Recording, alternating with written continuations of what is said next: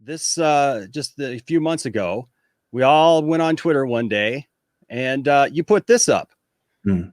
and so I got to ask the question, man. So like, right when you're getting ready to put that up, and you like, do you know what kind of can of worms you're going to open with a bunch of people? I mean, are you prepared for that? What is going through Ray Fisher's mind as you're about ready to put that tweet up? Well, the impetus for the tweet itself, which I think is as important as the thing being put out there, right? Mhm.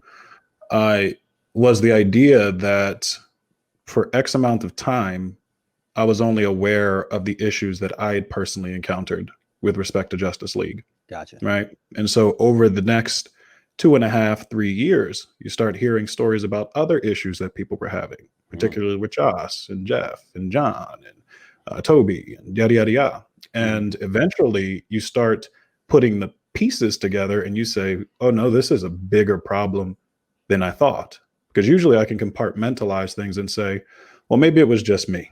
Maybe I just didn't get along with that person, you Yeah. know? And Yeah. I don't generally, I generally like to think that people have the best intentions at heart when it comes to, when it comes to things. Sure. But there was information that I was made aware of this summer, which prompted me to go, you know what? Enough is enough. I don't care what it is. You know what I mean? Our world is on Mhm. fire right Yeah. now. Like for me to be concerned about whether or not I get another job in Hollywood seems asinine. It seems so small and so little in comparison to the bigger issues that exist out there. You know what I mean? Mhm. And so that was the impetus for me saying, you know what, enough's enough. This has to be talked about.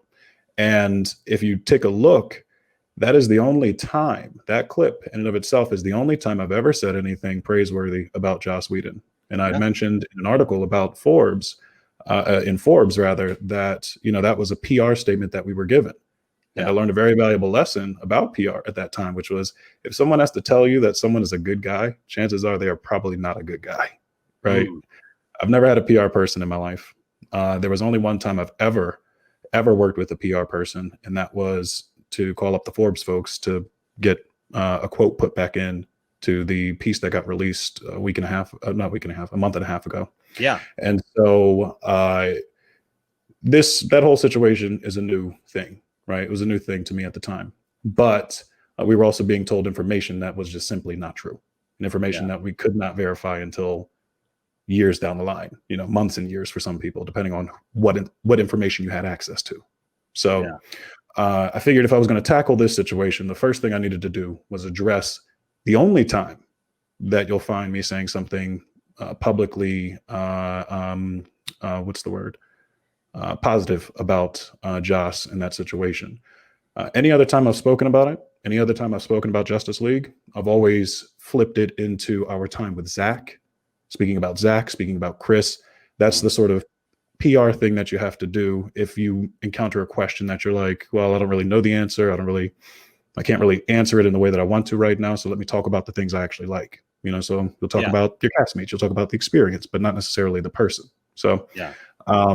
that's just some of the nuance as to what went into it. Insofar as the can of worms that got opened up as a result, Yeah.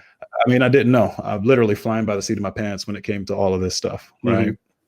And so folks were asking me, they were like, well, what are you thinking? Like, what's your plan? And I said, well, it's like, my plan is to tell the truth, right? That's such a novel idea, right? it's like, it's like tell the truth. And if people don't listen, tell it louder. If people don't listen, Mm. tell it louder in a different way. You know what I mean? Mhm. And so eventually it will stick because it'll start to make sense to folks.